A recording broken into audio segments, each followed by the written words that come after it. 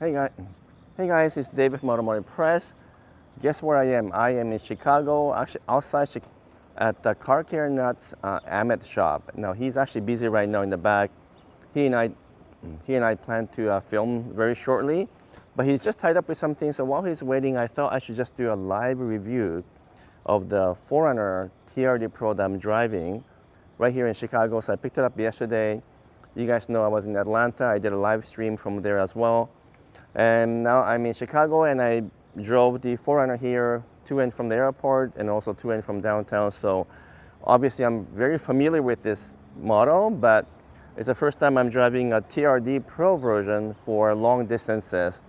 And instead of doing my normal car reviews, I thought I could do a live stream since it's also, the fact that I'm at a very special place, which is Ahmed's shop. We are having, or they're having an open house tomorrow, so I'll live stream again tomorrow, so keep that in mind. I'm just hoping that the rain will hold out and we're not going to get a rainstorm here, but for now it looks okay. So yeah, without further ado, I'm going to start talking about the 4Runner. I might have to move the camera back and forth. I don't have anyone to help me right now, so I'm just by myself. But let me know if you have questions. I'll occasionally turn the camera around and come and see the questions because I have to kind of go to the back of this to look at the questions. So again, if you're just signing on, welcome. I'm doing another live stream. I did one in Atlanta at the Porsche head office. Now I'm at Ahmed's, the car care shop. And again, he's busy right now. He's going to come out any minute, but what I'm going to do is do a live stream review of the 4Runner TRD Pro I have right here in Chicago. And then I'm going to go and film something else with Ahmed later on, right after this. And then I'm back here again tomorrow because the Car Care Nut is having an open house. And I'm here to join the open house. So if you're within driving distance, come by. It's very open. Anyone can come, I understand. And I'll be here. I'll be live streaming again tomorrow from the Car Care Nut. And it started to rain a little bit, so I'm really hoping this is going to hold on and not wreck the live stream. But I have the all-new 4Runner here, and I talked about this a lot. And most of you guys know that I've owned, I think it was 7 different versions or 7 different years of 4Runners. So I had a TRD Pro, I had a Limited, so many different versions of it. Most of my 4Runners have been the Limited because I like that particular trim with the all-wheel drive. But I did have a TRD Pro for a while, and then I sold it to buy the Tacoma TRD Pro at some point. I keep changing vehicles all the time. So it's kind of a deja vu to come back to the 4Runner TRD Pro as opposed to the other 4Runners I've driven, which includes the Platinum and TRD Off-Road, TRD Sport. Those are the ones I drove. And you know what? You guys already know I love the 4Runner lineup. I love the whole concept behind the 4Runner. I've owned so many of it, and I probably will buy again. But I also have a lot of reservations when it comes to this particular new gen 4Runner because of all the controversial things they did, specifically going from V6 to a Turbo 4. And this is, of course, Turbo 4 with a hybrid. And you guys also know that I've owned Land Cruiser for about a year or so, and then I sold it to buy the Lexus GX 550. So I thought it'd be kind of interesting to also talk about this against the Land Cruiser because the two are about the same price, more give or take. Land Cruiser a little bit more expensive if you buy the base model to base model, but this one here, which is the top of the line, just below the Trail Hunter, it's almost the same price as Land Cruiser. Now, it did start to rain a little bit, so let me just make sure that my audio is okay. So let me come back to behind the camera. Can you guys let me know if you're hearing me okay? Because I can't see people's comments right now. And so that's one thing I'm struggling a little bit. What I'll do is I'll pull up my second phone here and see if I can just find the live stream, my own live stream, and make sure that I can maybe see the commentary. Let me see if I can see the comment here. Sorry guys, just hang in there with a little bit of rain.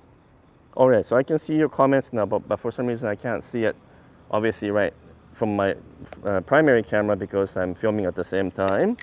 So anyway, before it gets too raining here, let me do my usual normal test. I'm gonna do the paint check first because I just dried some parts of the car to so that I can actually measure the paint thickness. It's gonna screw me up if it's wet. So let me do that. No, you know what?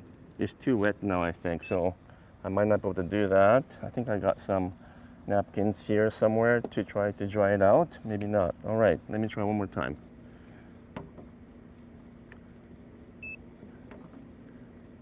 It's reading 92 micron. That can't be right. So let me see if I can grab a piece of cloth or fabric and try to dry it out so I can do a proper measurement of the paint thickness.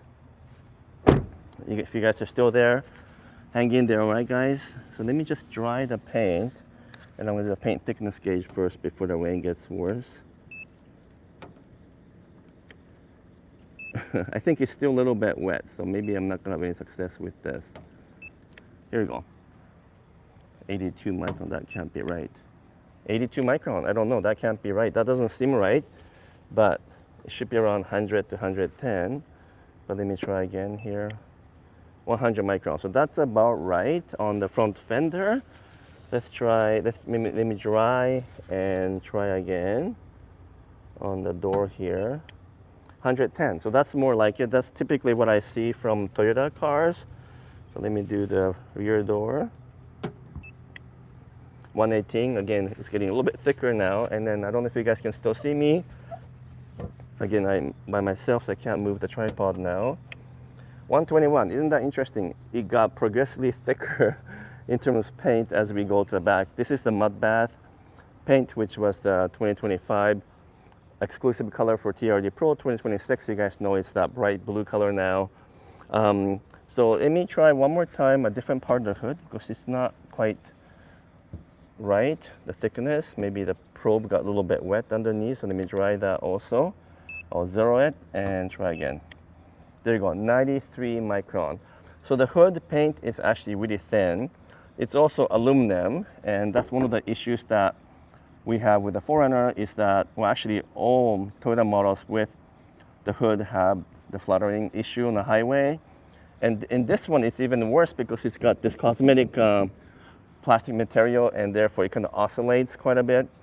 Now, it doesn't bother me because I know right away, if you have any car with any aluminum hood, it's going to actually vibrate at highway speed. But it seems to be particularly bad with this one when I was driving yesterday. You'll also be affected by the wind condition, all that stuff. But there is some fix for some Land Cruisers and some Lexus GX, which has excessive vibration. They can put some damping materials underneath, and that have improved the problem but not solved it. So that's something to keep in mind. But what I wanted to do today with this 4Runner is to kind of tell you everything. Things that I really like, things I don't like. Let me put the paint thickness gauge away here.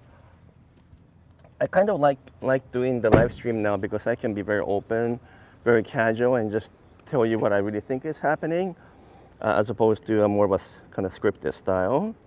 So let me just make sure that I'm not missing any comments here. Audio is good. Okay, I'm glad you can hear me well.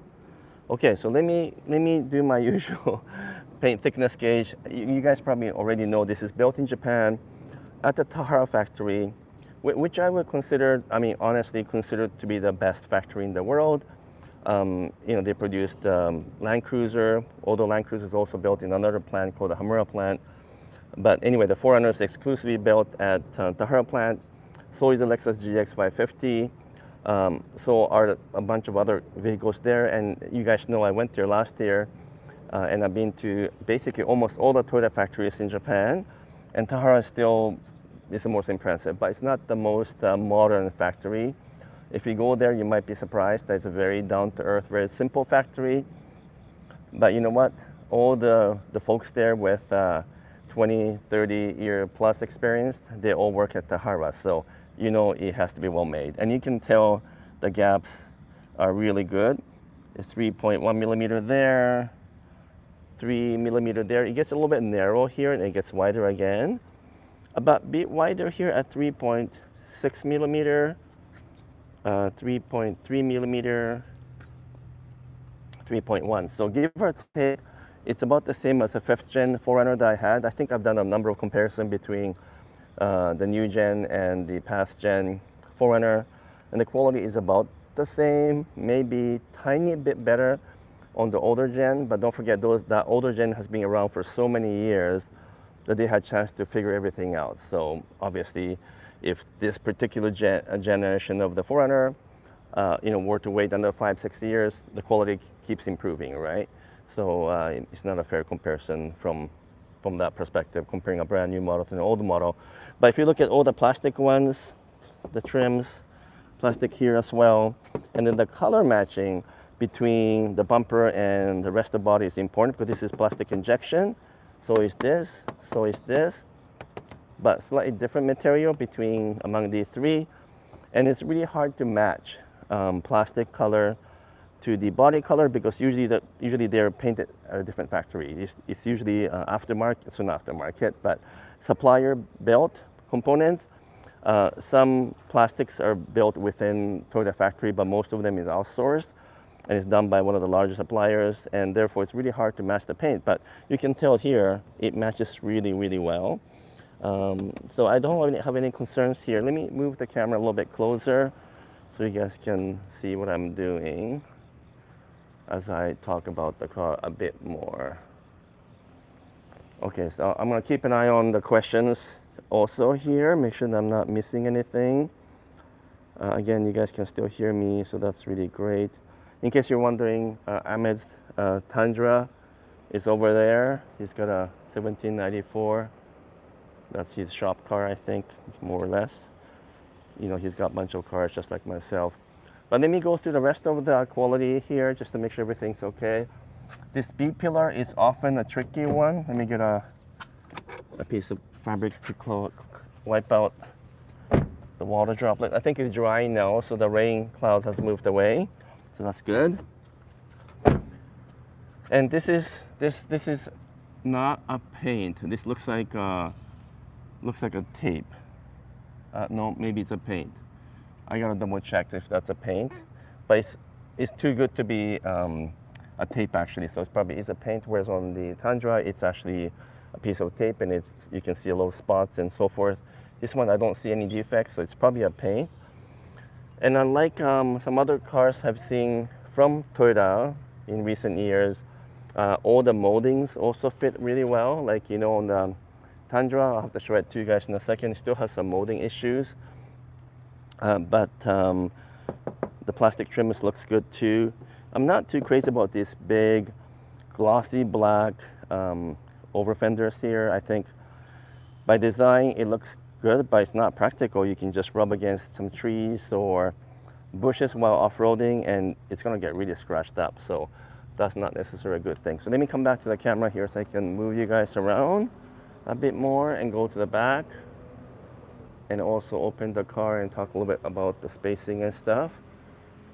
Yeah, actually let me do that now. Let me open the door and let me talk about the inside for a second. So hopefully you guys can see okay, depending on how I put my camera. Yeah, so you can see that this one doesn't have a step to move up, and I don't know why, but they didn't put hand strap or strap right here on the pillar. Land Cruiser had it, my GX has it. Obviously cost saving, I guess. You have a handle here though. But these plastic, hard plastic. Can you hear that? Can you see that? Also in the door. Part of it is hard plastic, part of it is soft. So this is really nothing to do with manufacturing issue. It's just a design choice. The engineer decided to use a cheaper plastic as part of cost saving, and I'm not happy about that because there were softer material before, and many of the competitors didn't cheapen out on these things, and they still have a softer material. But having said all that, of course, being built in Tara, you can see the gaps between the parts, all of the trims, everything looks fine. I mean, it's beautifully made, and even though this is hard plastic, it looks like a soft plastic if you just look at it. And you guys know they added, they have these auxiliary bank switches here now. This is a TRD Pro, so it also has a light bar, which I think you can change the color from white to yellow. Yeah, so no, I like the controls here. It's all well managed. It looks really nice. You got a proper grip steering, nice and thick. And I'll talk about the driving in a second. But let me just take you guys inside a little bit more. So I don't know. I'm gonna move the camera a bit more. See if I can position it differently here. And I'll go to the other side of the car so I can show you a bit more.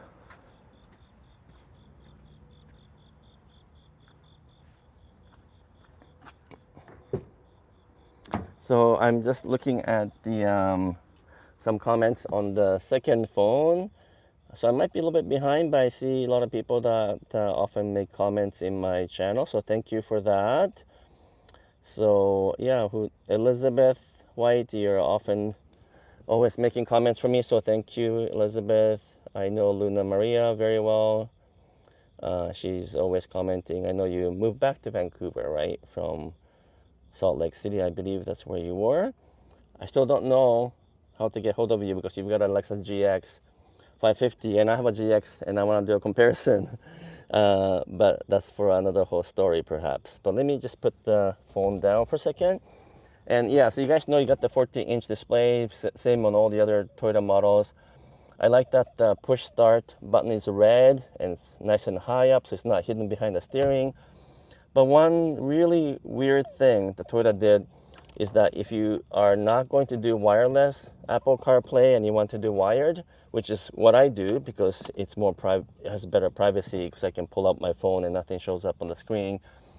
And not everyone would choose to do that, but some people want to do that, especially if you have a guest and they just want to temporarily use the Apple CarPlay. But the plug is it's on this side. You can't see it, but it's behind this screen on this side. And from the driver's side, you can't see that USB plug. So I don't know why they didn't just put the USB-C plug in here on the dash. Why they have to hide it. It's the same in the Tacoma.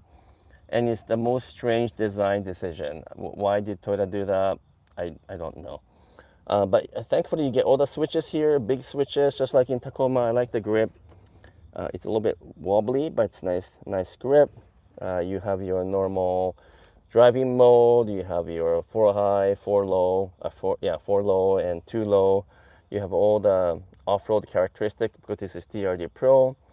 And so you can disengage the Stabi bar. You have that right here, stabilizer bar. You can disengage it in a real off-roading situation. And whereas on some other models, for example, if you have a EKD SS, it electronically locks and disconnects the stabilizer bar. But this one is a manual one, just like in Tacoma. Yeah, so let me just come back to see if I missed anyone else's comment. So I got, yeah, so thank you, Dennis, Paul, Loco Moco. I recognize many of their names, but I don't know your real name. Anyway, so, and you can put your phone here. I think Calvin said Toyota should have made a phone holder rig next to the screen. Well, you're supposed to put your phone here, which isn't an easy place to put, and it doesn't stay there very well when you're driving it. But they don't really want you to play with the phone. That's why they always make the phone holder somewhere awkward, where it's hidden. You got 2 decent cup holders here. A glove compartment, not big, to be honest, small, but that's okay. It's usable. You have a glove compartment nice and big here. Nice and opens wide, so way better than in the previous gen 4Runner, which was tiny and was really low. You have the big Toyota name, you already know. There's a little shelf here, which is slippery. I wish they put the rubber inserts on it because I think over here in the cup holder there's a rubber insert, but this one doesn't have it, so it's gonna slide around. It's got ridges, but it's gonna slide around. Yeah, so that's the front seat. It is comfortable, the front seats, and thankfully we don't have the I think it's called isometric seats that you have in the Tacoma TRD Pro, so it's not losing the rear legroom. So let me open the rear legroom, rear passenger area now, and I can show you guys. And yeah, let me know if you guys like this style where I'm doing a live stream review. I don't think I've ever done this. Maybe once I did it some years back, but I've never done anything in the last couple of years. But this way you get to hear my comments right away. So I have that grip here to get in and out, but nothing in the front. Now, I have the front seat set up right now. I think it went backward because it's got the easy access, but regardless, it's still really tight. I had so much space in the back passenger, rear passenger in the previous gen 4Runner we had. There was lots of headroom also. Headroom is actually, it's okay, but not great. So, you know, as they put the battery for the hybrid system, as they try to increase the crash protection, the interior capacity gets smaller and smaller. That's why car gets smaller inside, and people are wondering why that's the case. Well, that's why. Also, I can't slide this seat forward and backward like I used to be able to in the 5th gen. So, you know, that's a little bit unfortunate because in the, what was the year that I had? 2022 4Runner, I guess, is the last one I had. When you slide this backward, and if it's not someone tall sitting in the front, you had like a limousine amount of space in the back. It was huge. So we don't have that anymore. And the other controversial thing, I'm just gonna keep an eye on the comment there. Oh, someone from Tokyo is watching. Thank you for that. Okay, so now you guys know about the controversial seat problem here. Not a problem, but just the way they designed it. So let me go to the other side to show you that. And then you'll realize quickly that it's a bit unfortunate because I don't think it's the most ideal design, but that's the way all TNGA-F platform vehicles are designed now. So let me see if I can go from this angle so you can see me fold down the seat. Sorry, I have to keep on moving the camera because I have no one to help me right now. So this goes forward, and as you know, it tips over, and there's a strap that you can actually connect so that it stays secure. And you know, I mean, they did this because there's a battery in the back, and this way you can get a little bit more depth, a little bit more volume. So it looks good on paper, but it's not ideal, right? Because it doesn't set completely flat. You can obviously bring this down, and again, it's still not flat. So let me show you. Maybe just move my camera around here. So there's a big bump here. So there's many options now from aftermarket places that you can put something there to make it flat, so you can actually sleep in this vehicle. But as it stands, it's not the most ideal thing. Let me open the back now so that I can move the camera around.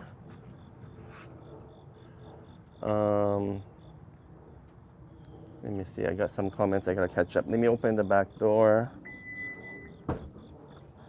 You know what, I'm beginning to like live stream review. It's just so much easier because I can be casual and tell you everything I like or not like about the car and not have to hold anything back. The only thing is it's always a very long video. So anyway, we're in the back here, lots of space, no complaint about that. Of course, this isn't a TRD Pro, so it doesn't come in with a third row, and it has a battery in the back, and it's got a small storage here.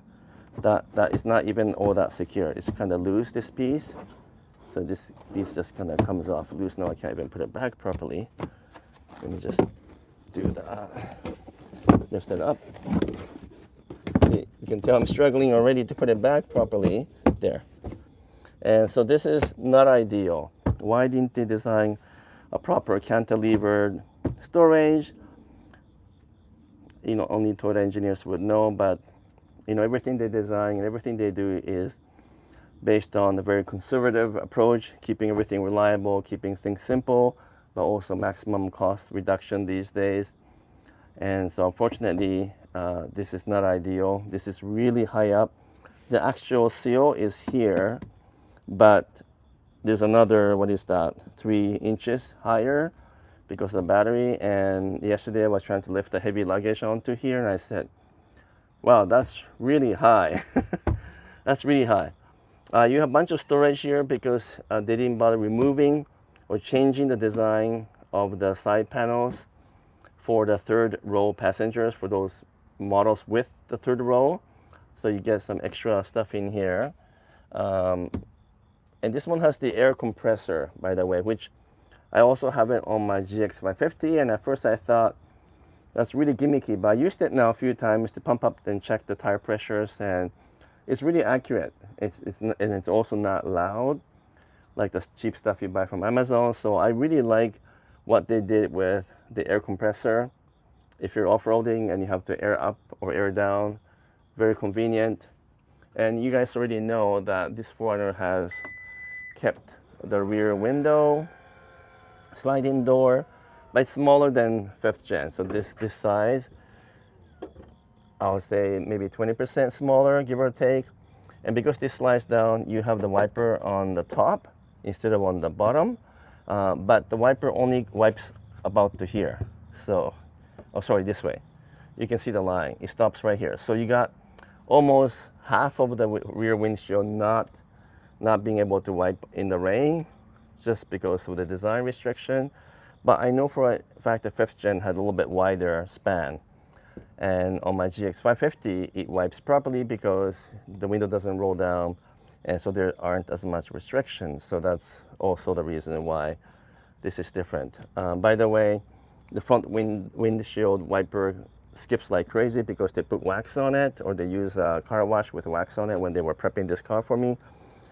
And that's a common issue, so don't ever put wax on the front windshield, maybe even not in the rear, especially things like the Rain-X. They tend to temporarily work when it's raining at first because the water beads down, and then the silicone-based wiper doesn't go well with those chemicals, and so they skip a lot afterwards. So you're gonna be fine for first a week or two, and then you're gonna end up having a wiper that doesn't work anymore if you use those Rain-X type product.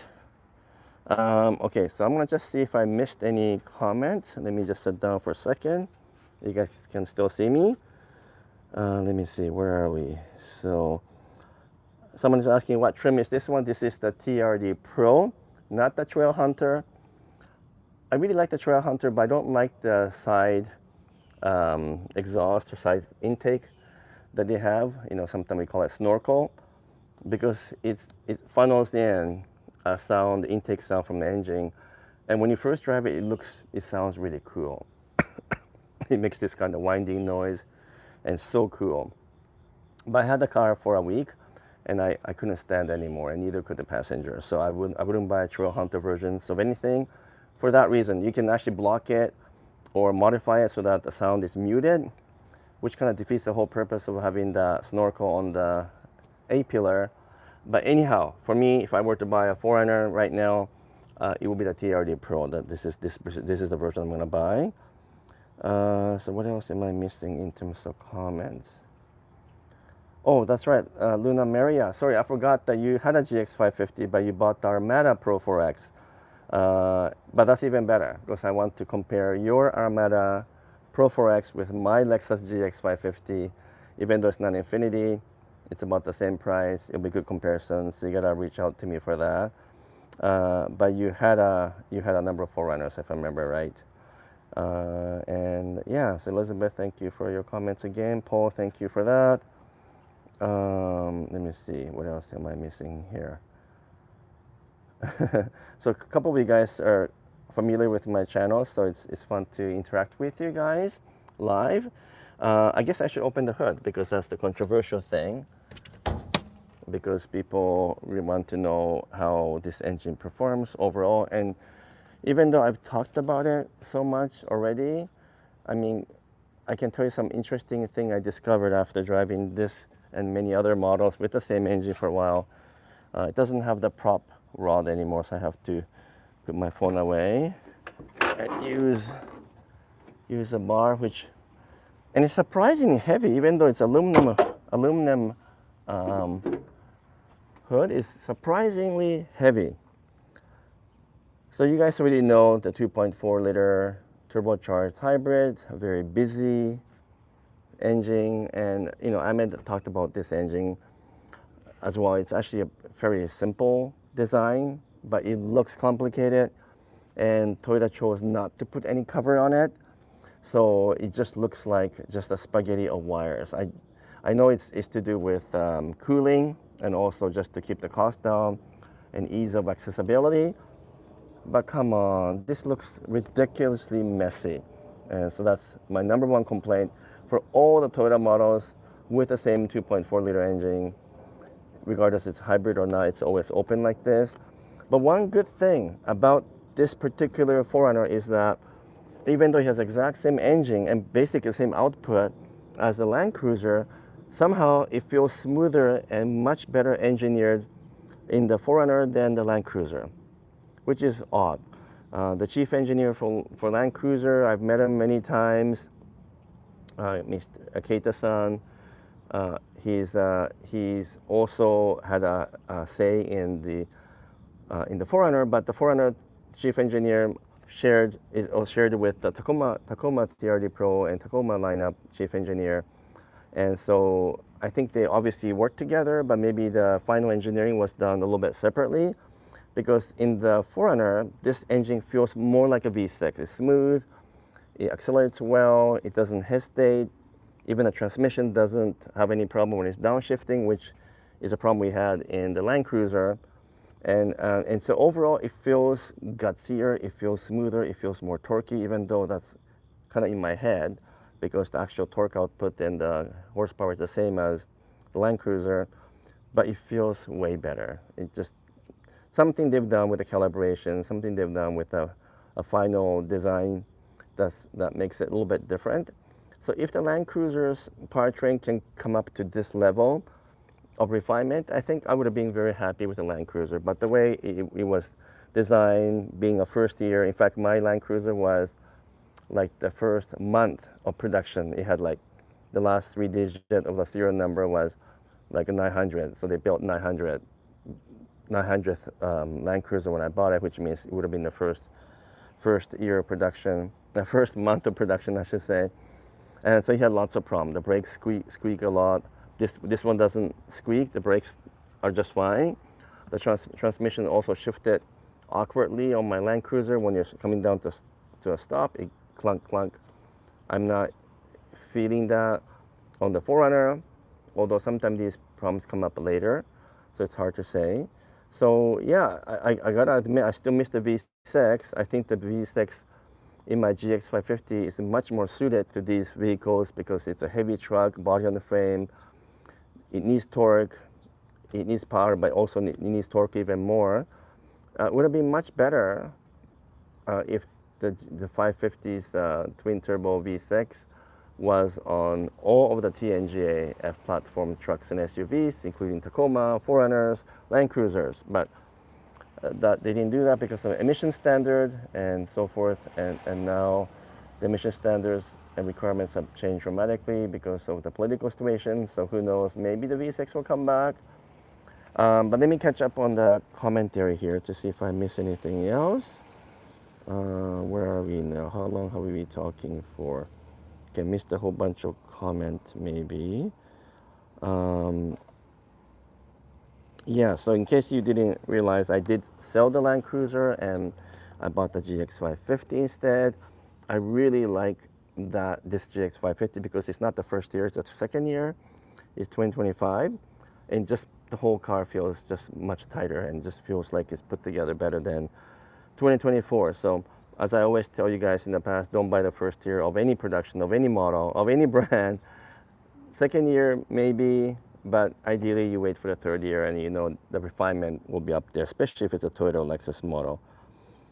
Okay, Mike, Mike is asking, do I think the rear differential size of 8.2 inch in the LC 250 versus 409.5 has to do with the power engine tuning? You're talking about the differential ratio? Is that what you're asking me? But yeah, it's not just a tuning, it's also because of the different intention.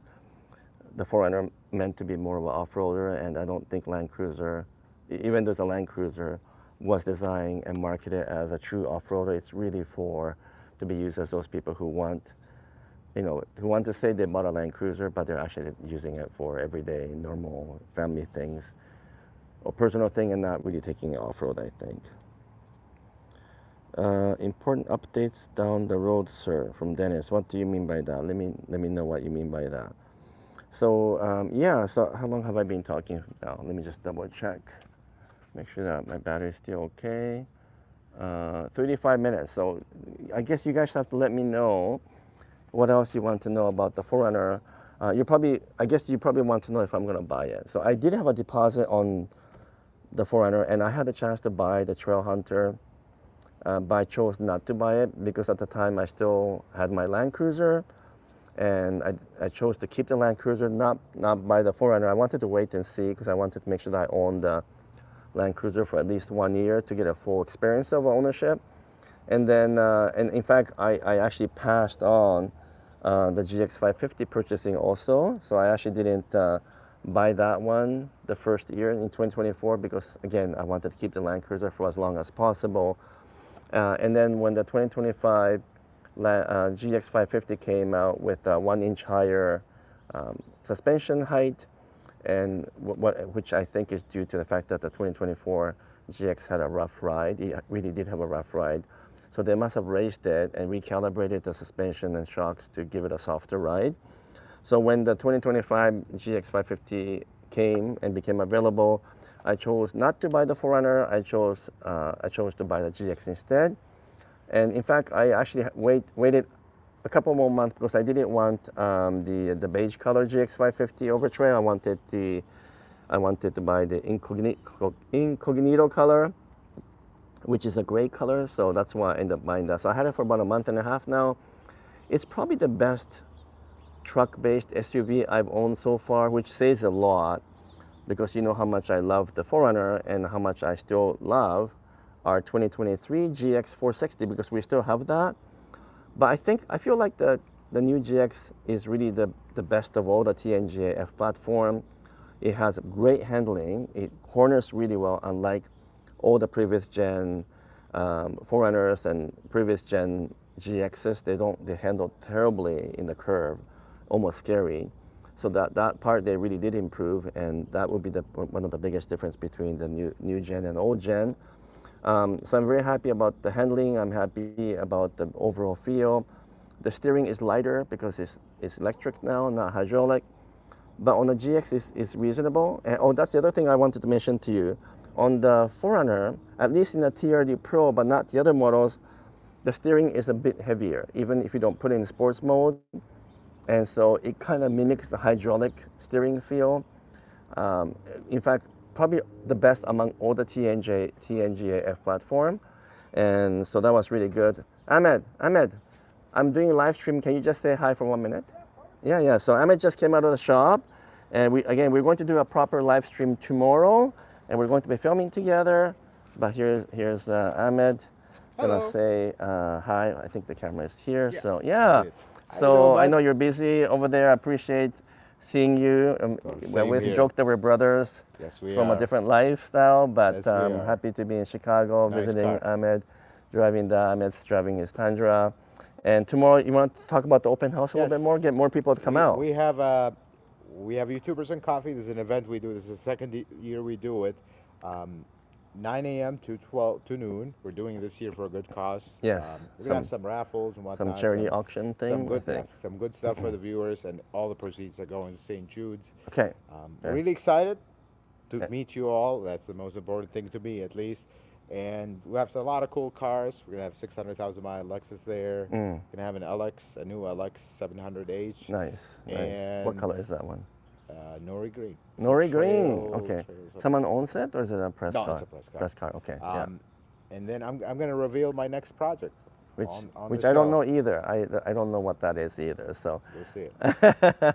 But so come out tomorrow. I don't know how many people will show up. You have quite a bit of people showing up. We're hoping for a good show up if the weather holds. Okay. But yeah, the more the merrier. We'd love to meet everybody. Excellent. So we're going to film. So I'm going to probably stop the live stream now, and I'm going to talk about some additional things you can think about to make your car last a lifetime. That's sort of our passion and our topic. And you guys know that I have nothing but the highest respect for Ahmed, for his honesty, integrity, but also just the way he, works with everything in life, not just car stuff, not just work, but the way he treats his family, the way he treats us as friends. It's just a beautiful, beautiful reflection of who he really is. And so I'm really honored to be here.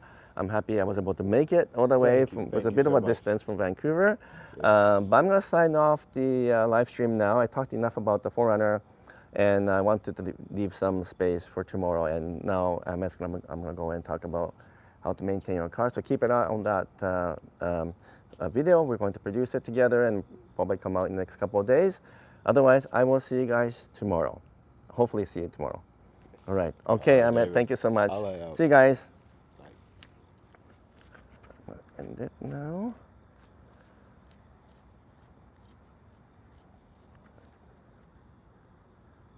Oh, I'm having a problem ending, guys. Maybe the phone overheated.